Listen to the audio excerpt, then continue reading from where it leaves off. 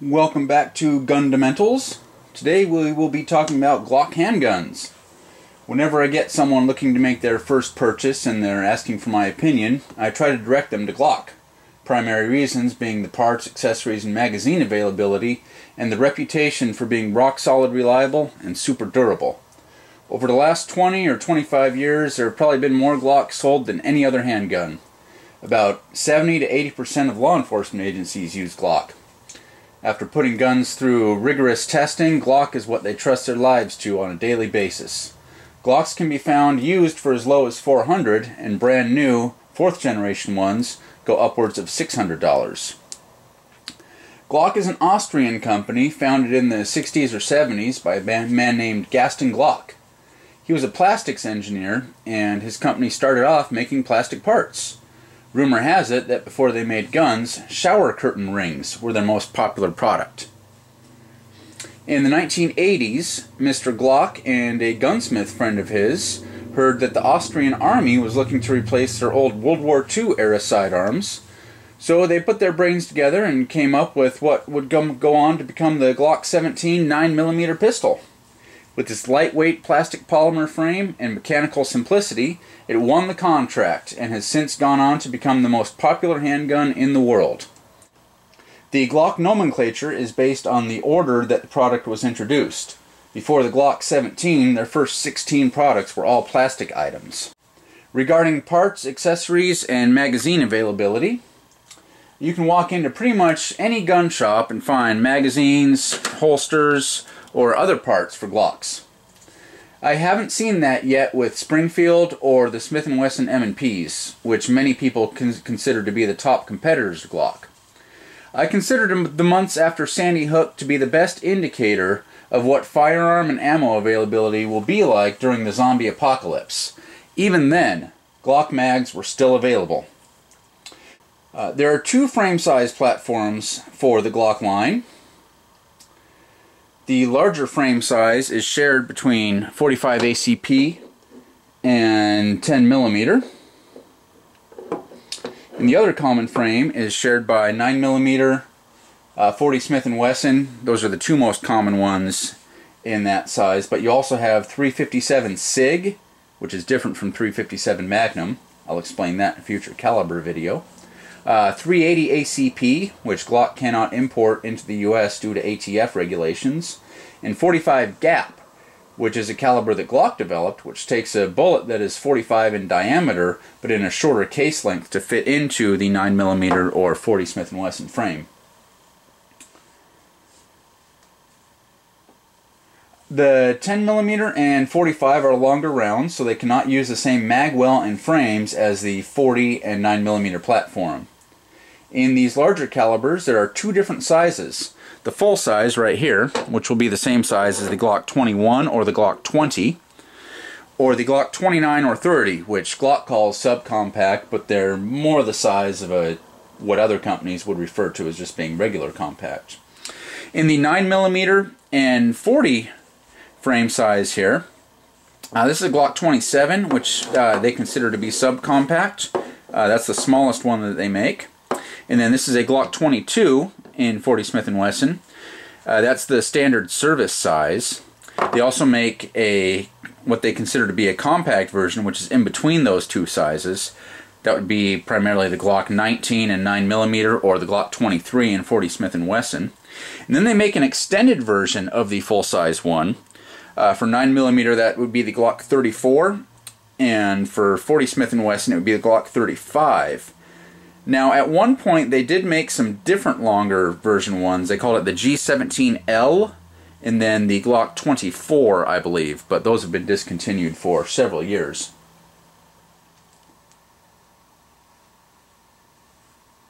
I'll demonstrate the frame size difference here between the larger Glock 21 and 45 ACP and the standard size 40 Smith & Wesson platform size. So here they are. You can see that the Glock 21 is wider. It's also slightly longer, but their height is roughly the same.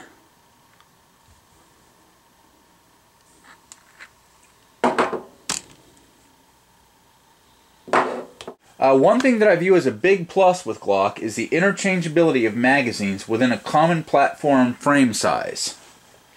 Any of the longer magazines for any caliber will fit in the mag well of their smaller counterparts.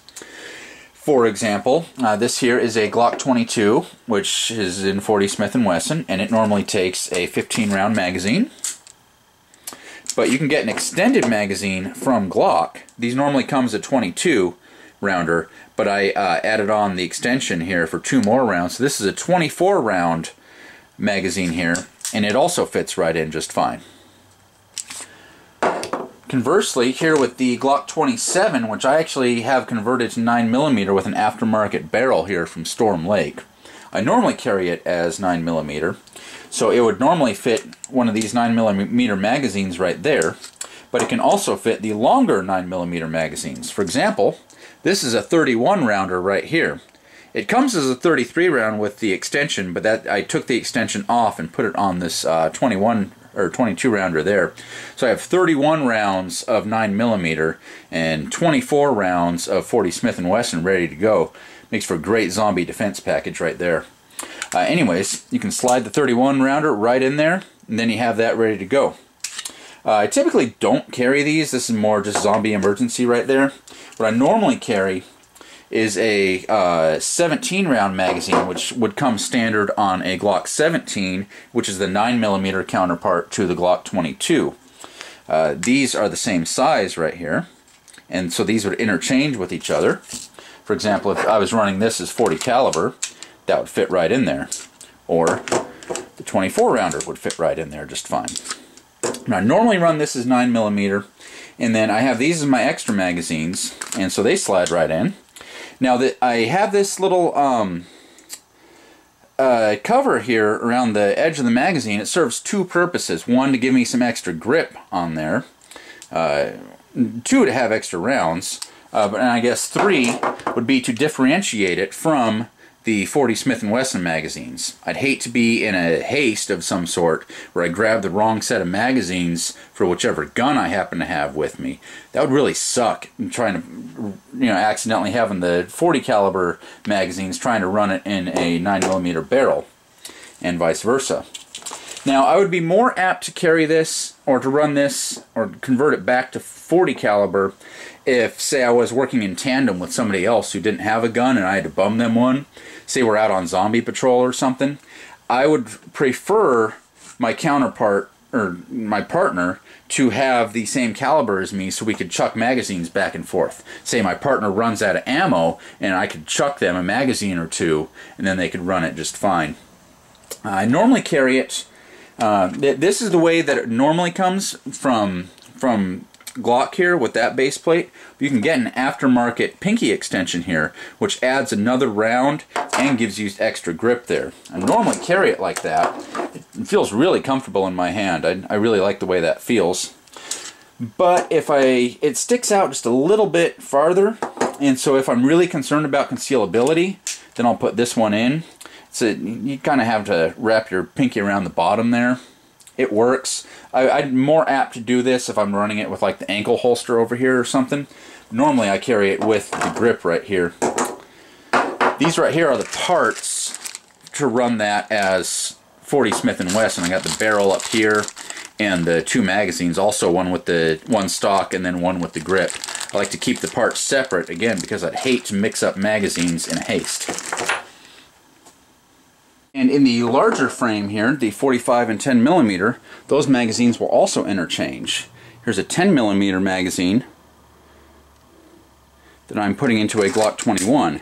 In fact, I plan on converting this to 10mm and maybe adding on a few other goodies, and this will become my primary zombie slayer right here. And then here is the 45 caliber magazine. It also fits in it just fine.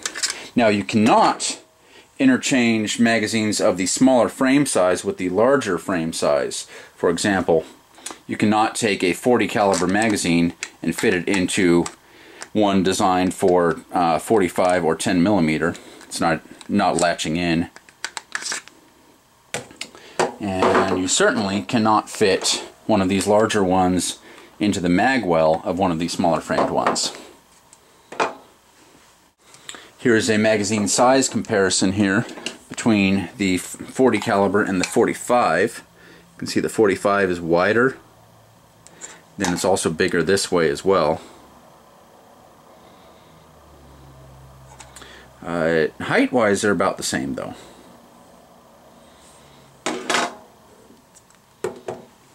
Glocks do not have a traditional thumb safety or grip safety. The thumb safety on some guns is the little notch right about in there that as you're drawing it you would hit with your thumb. The hand grip safety is what Springfields or 1911s would have, and that sits right there. It's just a little thing that pops out, a little spring-loaded gizmo, and that does not allow you to fire the trigger, to pull the trigger, unless that is depressed by your thumb right in there. This could be a good thing or bad thing depending on your situation. The lack of such safeties makes it quicker to deploy and one less thing to think about or forget about, one less thing to go wrong, one less part that could break. However, if you have small children around, then perhaps it would be better to find something that has a safety. It does have some internal safeties, but it sort of has an external safety in the trigger right here. Let me clear this. You can see it's empty.